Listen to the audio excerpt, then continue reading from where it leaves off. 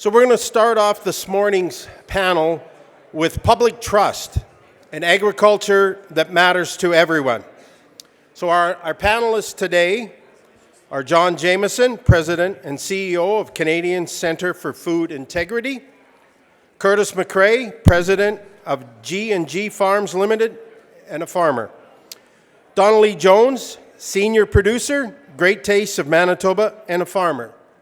So I encourage you to come and sit and listen and respect the opportunity that has been given to us today. So please take your seats and we will continue.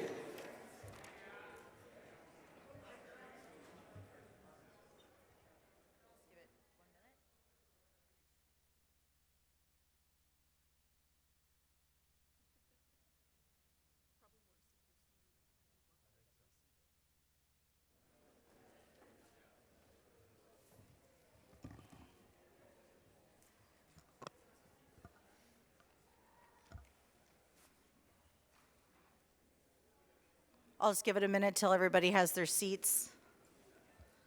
And we do appreciate having you guys being okay with having a shortened break or accepting that that's where we are. We are running a little bit behind schedule today. So public trust is something that's near and dear to my heart. And the reason for that is I didn't grow up in agriculture. And I've actually worked at a grocery store selling specialized food products to consumers. I've met people right at where they're shopping.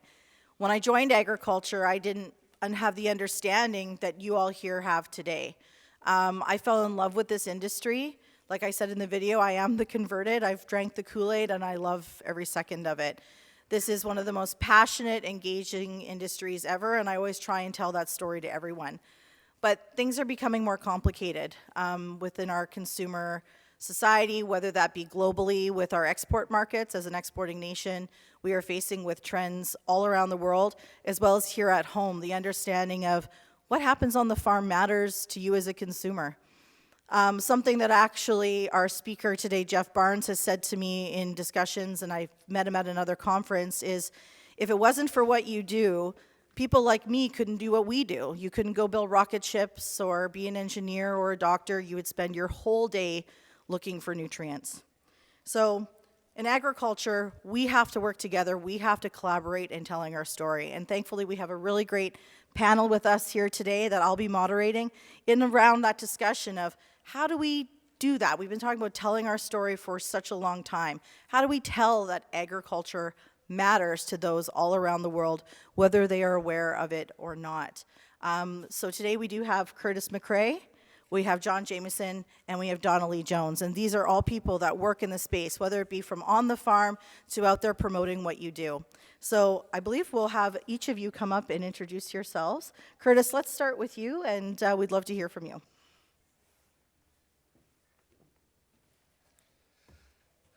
Good almost after lunchtime, people, but we'll be quick, I heard.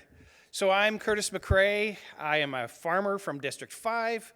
Trying to describe myself well. I've sat at this table before in other orders of business, and I guess farming wasn't always my first choice. I thought I could do something else, and I went into engineering and got lured in by the advances in GPS, which I thought I could build. Instead, I ended up buying them.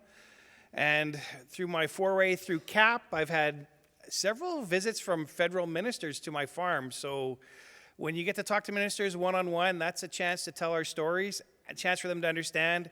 And saying that, I don't know if it all made it back to Ottawa or not, but I'm going to keep kicking at it and we'll see how far we get. Thanks for that, Curtis. And that's partly why you're here today, as I was actually with Curtis on his farm when he was hosting Minister Bibeau during the drought. And I said, you're really good at this. We're gonna get you back here out speaking. John, please.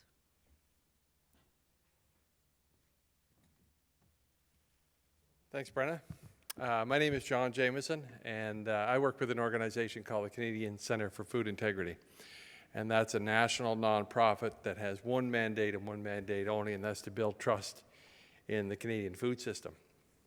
Before I went to work with Canadian Centre for Food Integrity, I was a deputy minister in the government of Prince Edward Island in agriculture, fisheries, forestry, rural affairs, stuff like that. And then before that, I actually worked with the Federation of Agriculture and PEI for 14 years, doing Brenna's job as executive director. And when we think about public trust, I think the first thing is, how do we define it? And for our organization, we define public trust as the expectation that the industry will do the right thing, serve the interests of the citizens, and produce food in a safe, sustainable, and affordable way. And I think we're doing that. The challenge we have is communicating that to the public.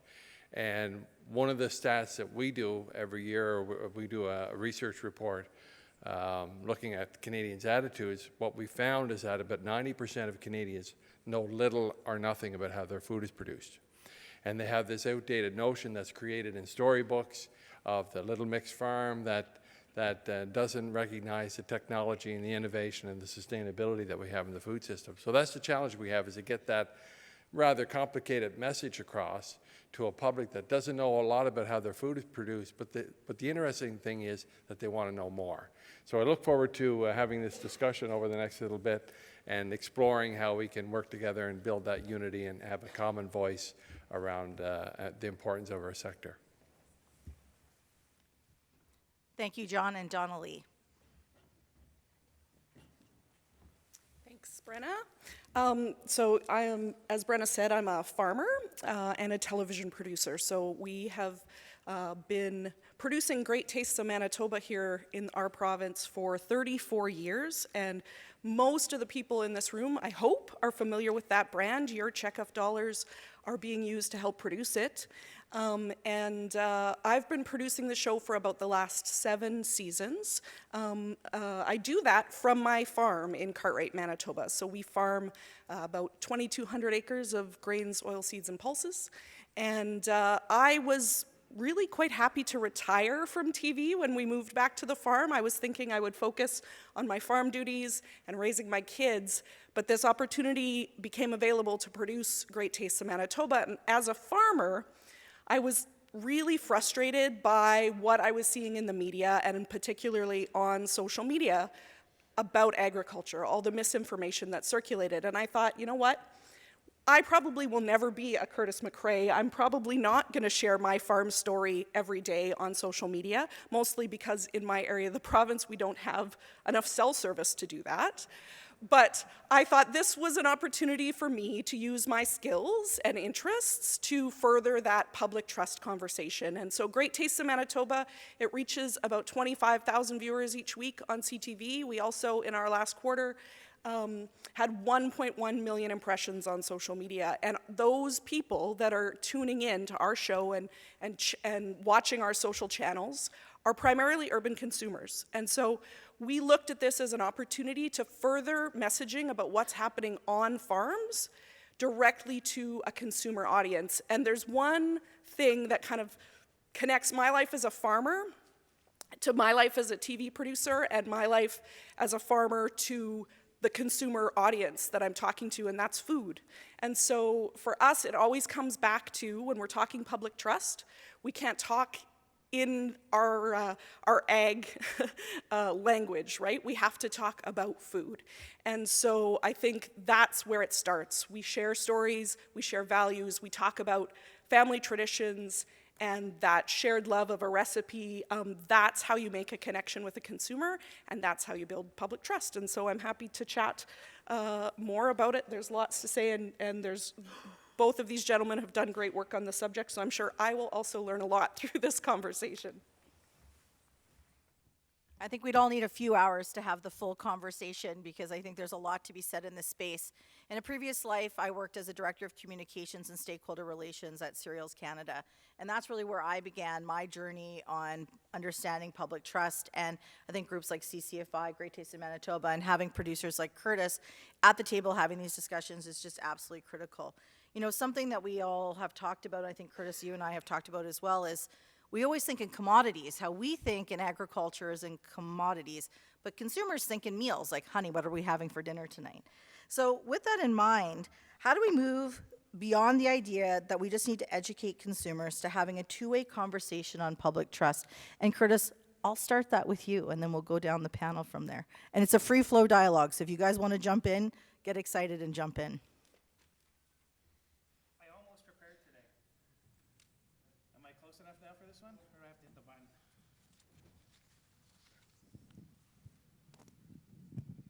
I can do it without the mic. Test. No, it's live.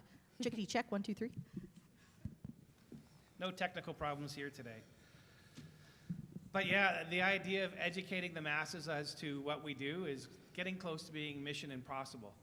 But in saying that, if we do the jobs that we need to do and do the right things on our farms, we know what they are, and the right things usually help make us become more profitable. So those are easy decisions to make.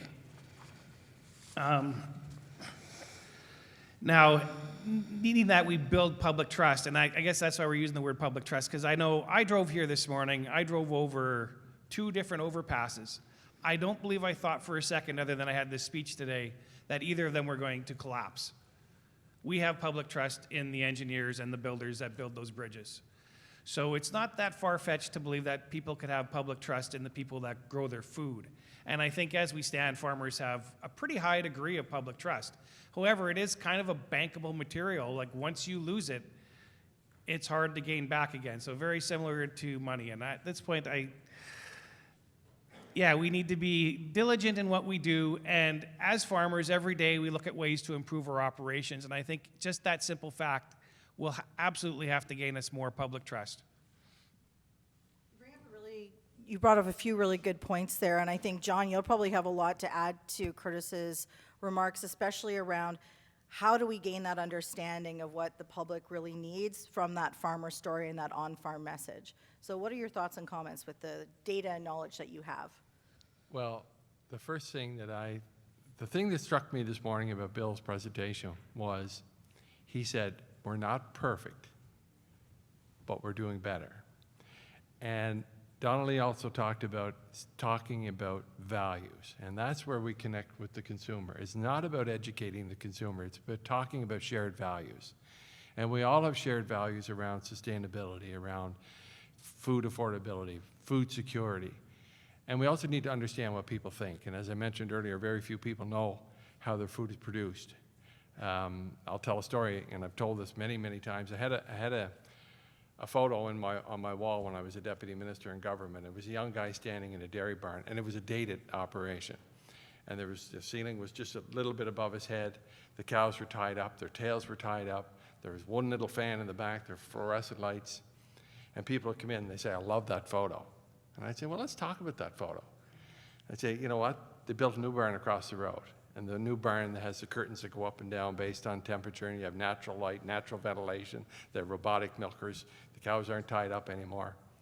But I said, if you were driving down the road and you saw the old barn on your right and the new barn on your left, which one would you gravitate to? And everyone said, they all had an aha moment because they said they gravitate to the old operation because that's that nostalgia they feel.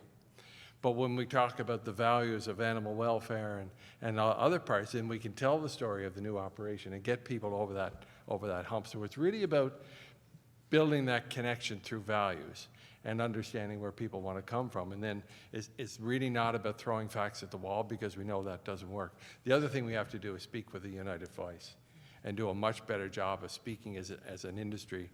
My guess would be on sustainability, food affordability, and innovation would be the 3 areas that we really need to speak as a united voice on. Well, I think so that's something, Donnelly, that you can really talk about because you're starting to see the transition even here in Manitoba about how we're telling our food story and about being that full plate story based off of some of that criteria. Why don't you share a little bit about that? Yeah, so when I started, I remember quite vividly being at the very first meeting, board meeting with all the Great Taste sponsors and with our team and talking about the show, which was traditionally just a cooking show. And I remember saying to them at that time, I was a farmer who had been attending ag conferences and hearing, we got to share our stories, we got to share our stories. And I remember saying to them, why don't we feature farmers on the show? And everybody kind of was a little bit shocked at that time because at that time we didn't mix food and farming messaging necessarily. It was considered to be a little risky to talk about what's happening at the farm level and then show them, a steak on a plate. But that first year, we brought Curtis onto the show and he cooked in the kitchen. And then from there, we expanded it to include full stories about Manitoba farms. So we visit farms now and we show people behind the scenes on farms. And I think getting back to Brenna's original question about educating the public, it actually has nothing to do with education, or it can't be framed that way. Because prior to the CCFI being established in Canada, Farm and Food Care Ontario did some research, similar research on public trust. And at the time, they would ask consumers the question, do you want to know more about food and farming? And 60% of respondents said yes, they wanted to know more. And then with the CCFI data, we asked the question, do you want to learn more about food and farming? And only 22%, that might be an old number, but only 22% said yes. So the difference of that question is one word. It's, do you want to know more or do you want to learn more? And I think it proves that if we continue to go at people with facts all the time, they will shut down. I don't start a conversation with Curtis this morning by saying, yellow combines suck, you need to run green, here is why, right? I start a conversation with Curtis by saying, hey, how are you? How are things going on the farm? So we have to tell those stories. We have to connect with consumers at their level in the places that they're at. It really has to be a two-way conversation, because I think what we've learned, there is a place for ag education. Obviously, there's great work being done in that area. But when it comes to building public trust with the consumer, oftentimes they are just, barely surviving in their own world, and so they do not have time to seek out this information. We have to provide it to them in the spaces where they already inhibit, right? We need to entertain them. We need to tell stories that are engaging.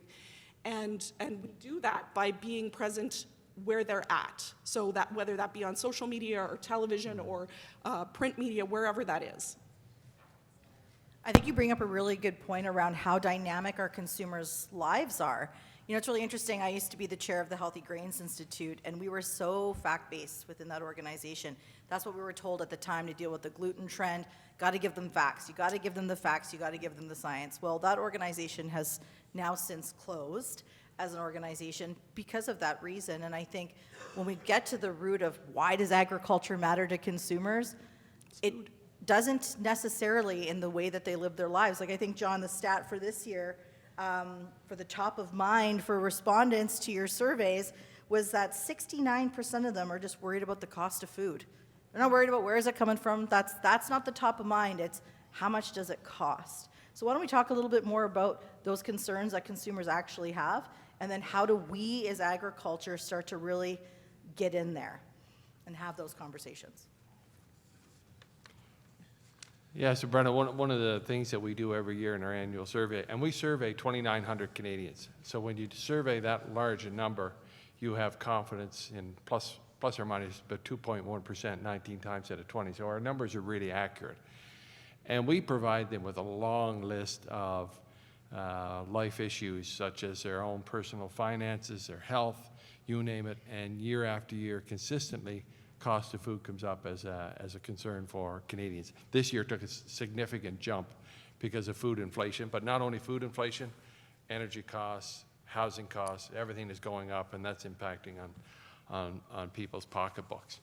So we see that interest in food inflation, but it also creates an opportunity to have a conversation with Canadians, because they are thinking about food every time they go to the grocery store, and they are adapting the way that they're buying. So we're seeing more people buying at bargain-type grocery stores. They're eating out less. They're more focused on food waste. And to your point, they're thinking about food. They're not necessarily thinking about commodities. But when we start digging deeper into the survey, we also see that while they're concerned about food inflation, they're also wondering about the sustainability of the system. They're worried about climate change and how that's impacting how our food is grown, and again, getting back to just really those everyday lives. So that creates that opportunity to have that conversation. I appreciate those comments. I get together every Saturday with a group of people who've worked in agriculture much longer than I am. They're mostly all retired, and we'll have dinner and drinks together. And one of them said to me, how do we get people to care about the issues that matter to us? I think that's getting at the heart of what we're kind of talking about here. I said to them, I don't think that they're going to care about what matters to us. They worry about what matters to them. And I think that's really where we're starting to see that with the data. And I think this is where, you as producers have been told, tell your story. And we all know that, especially from the communication side. That's what we've been telling you in the marketing side for years. So, Curtis, how do you think that producers can help start contributing and making those bridges on that conversation, understanding people think in full plates, people care about what matters to them. So how do you get them to think about what matters to you as a producer? Well, as usual, I'm going to wreck your question just a little bit. Because I think one thing I really enjoy doing, and it's not really forcing information onto people, but it's getting people to ask you the questions that they want. And in the next month or so, we have Ag in the Classroom starting up again in person. And what a fabulous way. Like, farmers are definitely sustainable because no other industry has a track record or the length of time we have. So we're definitely future thinkers and wait for the future. And what better time to help mold our futures than to teach the young kids what happens in agriculture. So if you have some time in the next month, they're looking for volunteers. So I might have done a little bit of a pitch here to answer your question, but I mean, let's get the youth. They go home, they talk to their parents, and maybe there's an open farm day or there's just a tractor in the field that starts a conversation, and they can have a conversation even without us there. But at some point, we make ourselves accessible so that we can answer those questions. Same question to you, Donnelly. I think that you would have a lot to add to that as well. And I love the plug for Ag in the Classroom, by the way, so thumbs up for that. I was also planning a plug for Ag in the Classroom. So I think I always say that not all farmers are communicators, and maybe not all farmers should be, right? And so there are lots of things we can do, even if you're like me and live in a zone of the province where there is zero cell service. You can share stories. There are ways to join this conversation without posting live videos of what you're doing on the farm every day. There are a ton of great resources out there that already exist, that are curated content that your producer organization has produced, or CAP has produced, or It's Good Canada has produced. Fields to Forks is another campaign. Great Taste of Manitoba, obviously. There's tons of stuff out there that really tells that collective message that John was talking about, the message that we all want to push forward about agriculture. That already exists, and you as a producer can share that message, right? You can share that with, even if you have 5 followers on social media, there's somebody within that circle who maybe doesn't understand how pork is produced or how eggs are produced. It's important that we elevate those stories that are already being told, because oftentimes in this business, we do not have the marketing dollars to leverage those assets so that millions of people see them, right? So every share, every like, every comment helps further that message, and you do not have to be the star of the story if you don't want to be. There are lots of really good individuals and organizations doing that work already, and you can push their messaging forward just by sharing it with your network. I think we should put on a t-shirt, not everyone can be a Curtis McRae. Nobody would want to be. Well, and Donnelly, I'm going to actually ask this back to you, this question around, you don't just work with producers, you also work with food processors and other aspects of the value chain. What are some nuggets that you can give the crowd today around, what's really working? What are you seeing resonate with your audiences? What are you getting feedback on around some of the new things that, organizations that are present here in the room, food processors, the value chain, are really resonating with people? So the one thing, like I talked about at the start, is bringing the farmers to the forefront, and that is nerve-wracking at times for sure.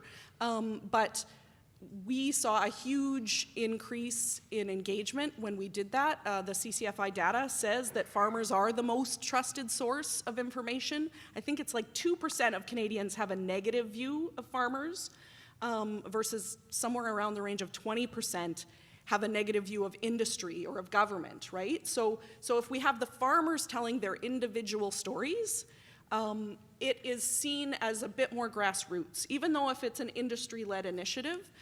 So bringing the farmers to the forefront has been huge for us. Again, being present in all the places where people are getting their content, where people are scrolling, where people are, spending their hours, whether that be in a tractor or sitting on the couch at the end of the day. We have to be present in all of those spaces, even if it means TikTok, unfortunately.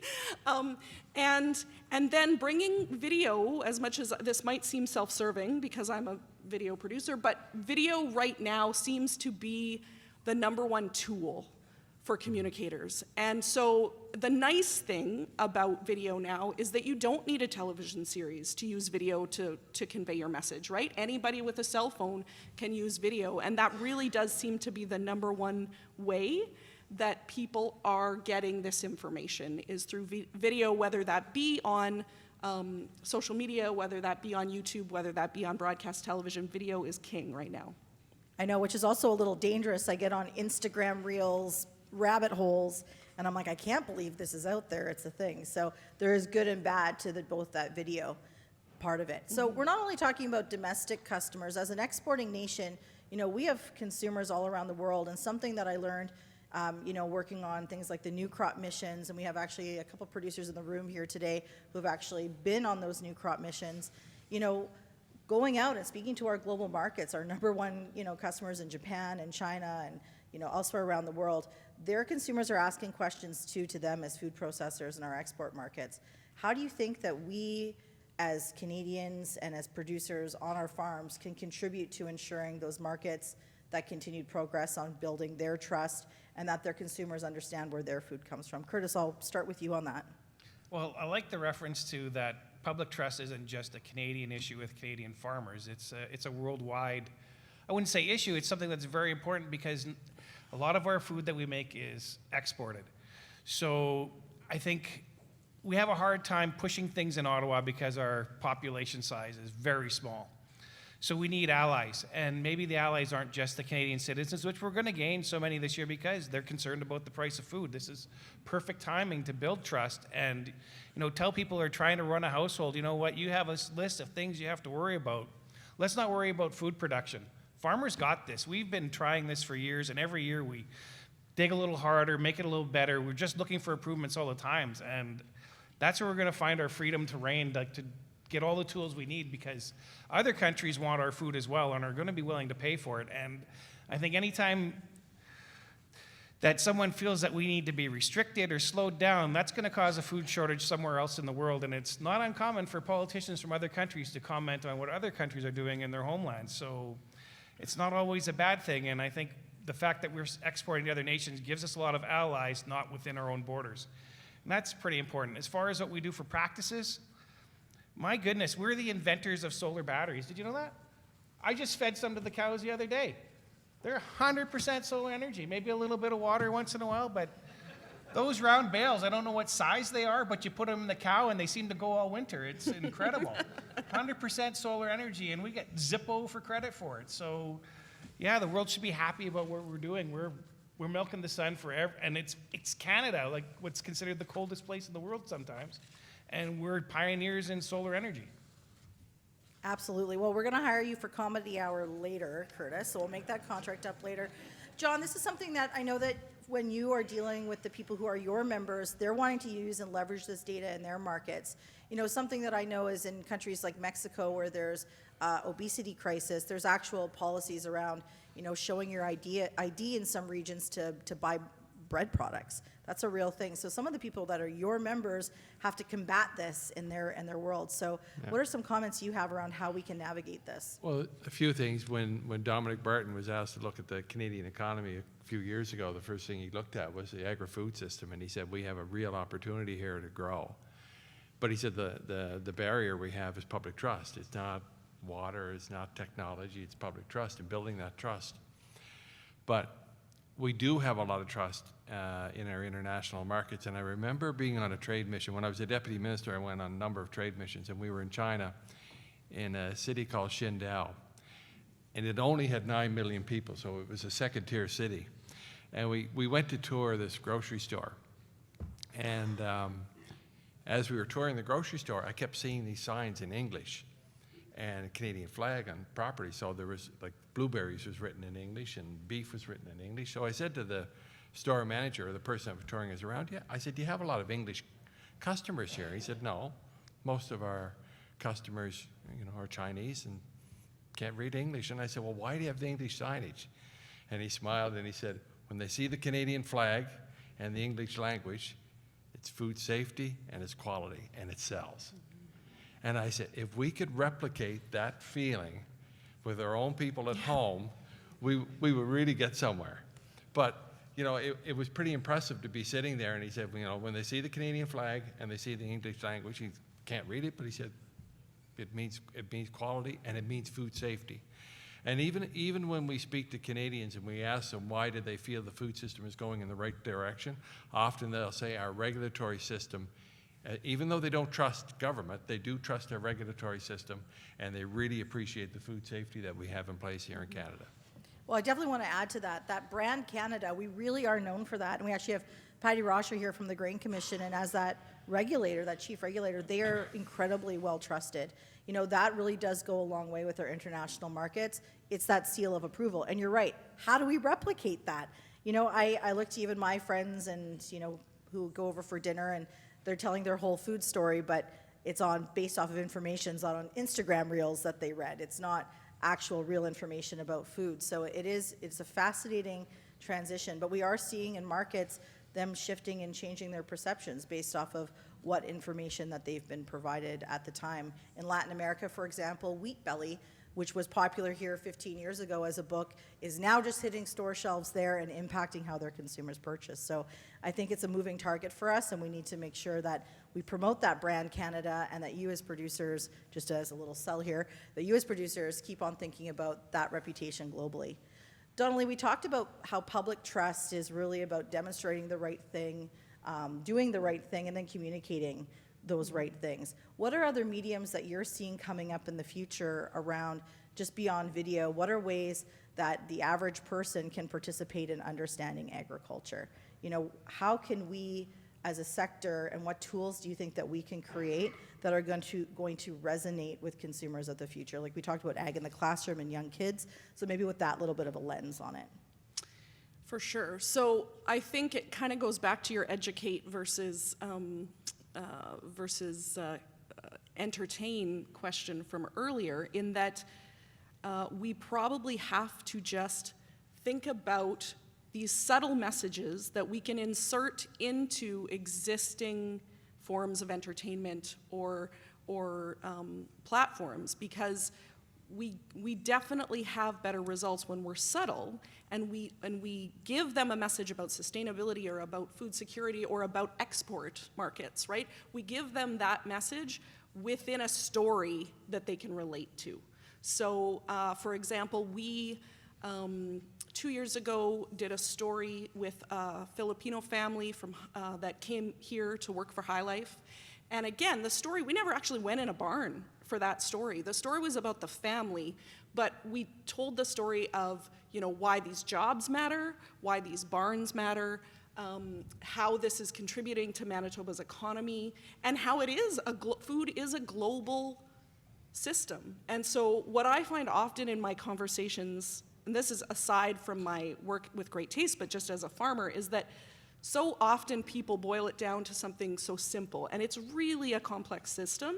And so, yeah, we promote local food, but we also, a lot of that food that is produced in Manitoba is exported, and so we have to also gain the trust of people all over the world, and we have to explain to consumers why some of this food is exported. So I don't know if I answered your direct question, Brenna. No, I don't think my question was great. You answered it way better than what I intended.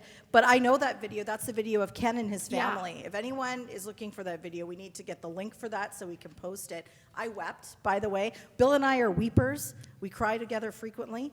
He got me triggered earlier today. But that one, actually, it really got me. That's the good for me, good for Manitoba messaging and telling that story. I think that's really the nugget, is talking about, it's about building communities, it's about feeding people, it's allowing you to do what you do best, let us do what we do best, and having that food. Just as a wrap up, because we're at the end of our session, I'd like just to go through the panel and any closing thoughts or anything you'd like to add to the group today. Curtis. Yeah, I'll take a swing at that, because I mean, the question is, what do we do? What do we do? What do we do? I mean, farmers still have to grow food, more so now than probably ever before, because there's no question. I know what I'm getting paid for the commodity I'm making, and I've never seen those numbers before. So there must be a shortage out there. But I think we're at that point. I don't know how many people have to herd cows. I'm still not very good at it, but I've been to that point where you get them all looking at the gate, and you think if I move now, maybe they'll see the hole, and then they just run right by you. So sometimes being too aggressive and getting something done doesn't get you where you want to be. And I think we're at the stage where we just got to hold them for that one more person to come or for that one cow to look around the corner. Oh, and see the light. Oh, wow. Yeah, that's what we're waiting for. John. I think getting the message across that we're authentic and that we're not perfect, and it's what I like to say is progress rather than perfection, I think is an important piece.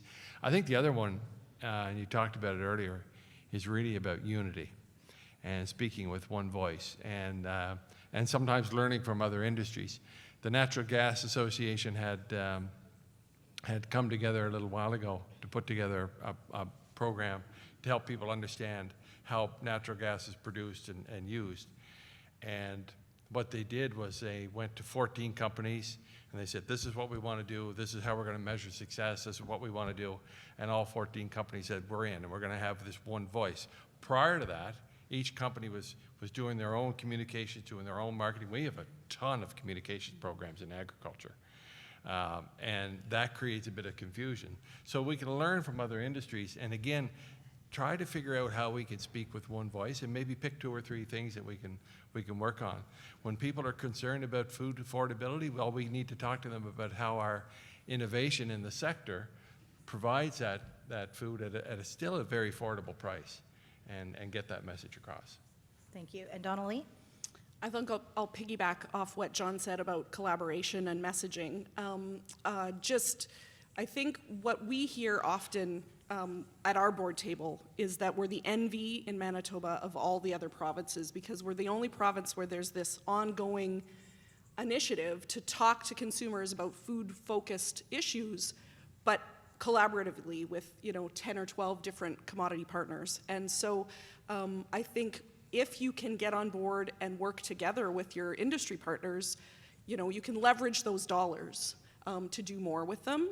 And I also think the other kind of takeaway, I had lots of notes on challenges, Brenna, for the challenges question, but I think that the easy answer to wrap it up is just, again, food messaging. Think about it in terms of food, not in terms of the commodity that you grow, but also remember that people if the consumer trusts the people who are growing the food, if they feel a connection to the people who are growing the food, they are less likely to care about the process, honestly. If they can feel like they've made a connection, that you value the same things that they value, they might not need to know the ins and outs of whether you spray chemical or how you till your land or not till. They may not need to know those specifics. They really just care about, do I feel like I can trust these people? And if they trust the people, they in turn will continue to trust the process. But we cannot take our foot off the gas in that respect.